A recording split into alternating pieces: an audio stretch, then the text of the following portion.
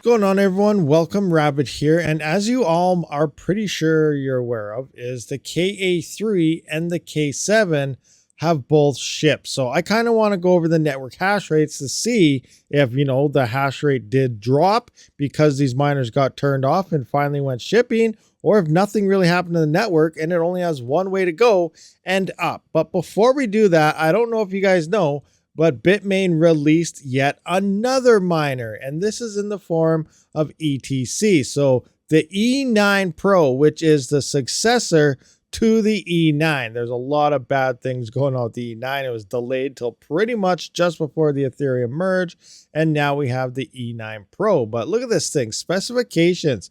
3.6 gigahash, well, 3,680 megahash here, which is pretty much 3.7 gigahash at 2,200 watts. So I do believe the Ipollo SEs, the Plus and the standard SE, are both a little more efficient. But look at the price on this thing, only $1,300 for pretty much 3.7 gigahash. That is only like an extra couple $100 more than one of those little Ipollo miners at like 400 megahash. So you can see that this thing is a super good deal for what you're getting out of it. Now, if you want to know the specs and everything, it does look like it's ETH hash as well as ETC hash. Again, the 3.6 probably hit 3.7 or something, 2,200 watts, but it's only 7 gigabytes of memory. This is 2023. You think we'd expect something around the 8 to 10 gigabyte mark at this point, but regardless, it has 7. That's still a lot of time here for this miner to mine, especially on something as small as ETC. And if FW does drop its DAG size like it's supposed to, that'll extend the time even more. So we'll see what happens with all that. But I wanted to point out that the ETC miner E9 Pro is on the way. Oh, nice.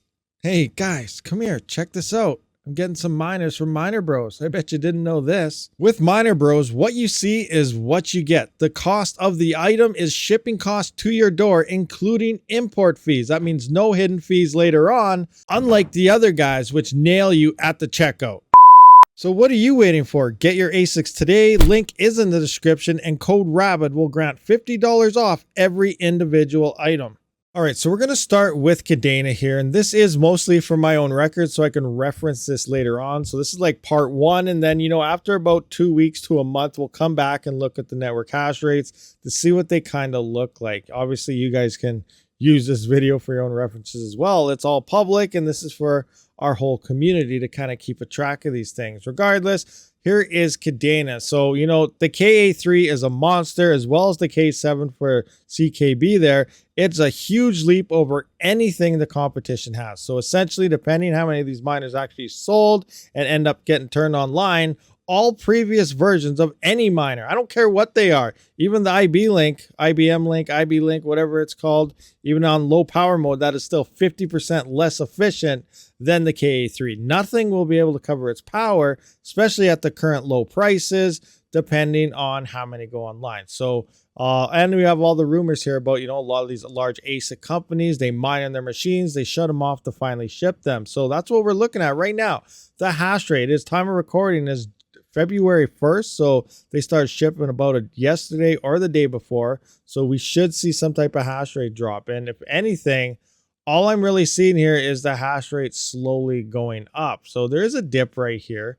It drops a little bit here, as we can see on the 31st, but it comes right back up. So obviously that's not enough time within the same day to get these miners shipped across the world. So this is nothing to do with shutting off miners, but we are seeing an increase in hash rate. So this is telling me that their miners were not online when they began doing the shipping progress for at least 7 days here anyway. So that's what we can see. And if we look at the difficulty chart down here, it's been nothing but a steady uphill climb. So these miners were not online. So that does mean there's only one way for the hash rate to go once everybody starts receiving their miners and start turning them on, and that is up. So we could see some significant hash rate and difficulty gains depending how many miners sold. So now we got to look at Kadena here. Nothing really fell off due to the shipping process. Let's take a look at CKB and see what it looks like. All right, so here we have the Nervos network here, Nervos network, CKB, and the hash rate's kind of all over the place, but it's pretty much showing the same thing.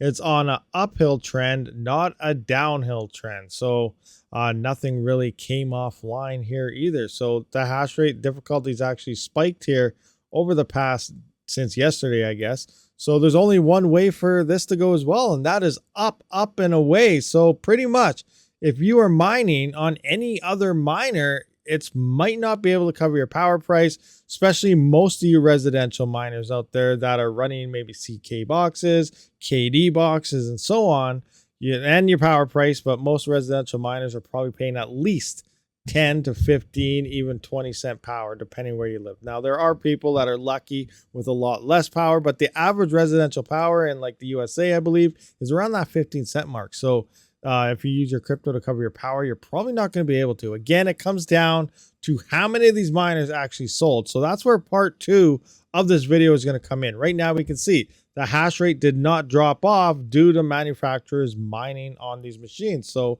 it's only going to go up. So we have about 2-3 weeks until shipping gets to wherever they got to go.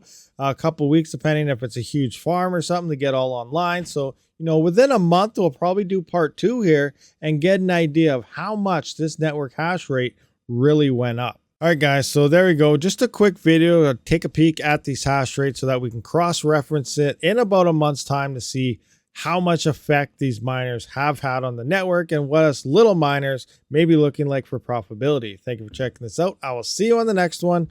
Rabid out.